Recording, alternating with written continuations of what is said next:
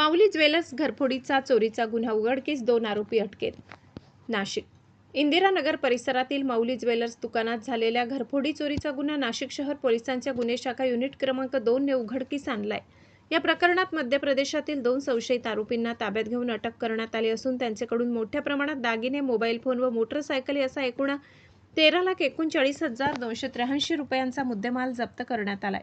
Indiranagar police Thane हद्दीत गुन्हा register क्रमांक 424/2026 अन्वये भारतीय न्याय संहितेचे कलम 305 अ, 331(3) आणि 331(4) प्रमाणे घरफोडी चोरीचा गुन्हा दाखल करण्यात आला होता. या गुन्ह्याचा समांतर तपास गुन्हे शाखा युनिट क्रमांक 2 कडून सुरू होता. गुन्ह्याचा तपास करताना पोलिसांनी घटनास्थळी भेट देऊन सीसीटीव्ही फुटेजची पाहणी केली.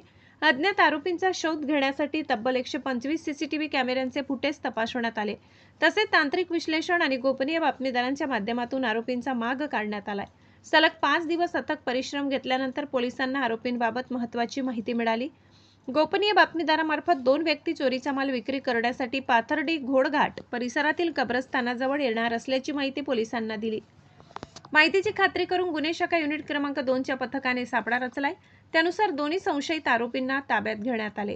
ताब्यात घेतलेल्या आरोपींची नावे काड्या सखाराम बारेला वय 31 वर्ष, राहणार मुक्काम चिलारिया, पोस्ट बलवाडी, तालुका वर्ला, जिल्हा बडवानी, मध्य प्रदेश आणि अनिल राजाराम पावरा वाकल्ले, वय 23 वर्ष, राहणार पोस्ट उपला, तालुका राजपूर, जिल्हा बडवानी, मध्य प्रदेश अशी आहेत.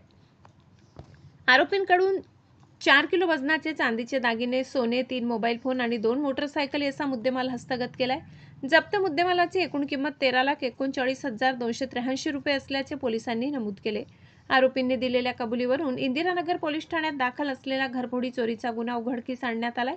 दोन्ही आरोपींना जप्त मुद्देमालासह पुढील कारवाईसाठी इंदिरानगर पोलीस ठाण्याच्या ताब्यात देण्यात आले. नाशिक शहराचे पोलीस आयुक्त संदीप कर्णिक, पोलीस उपायुक्त किरणकुमार चव्हाण आणि सहाय्यक पोलीस आयुक्त संदीप मिटके यांच्या मार्गदर्शनाखाली करण्यात आली.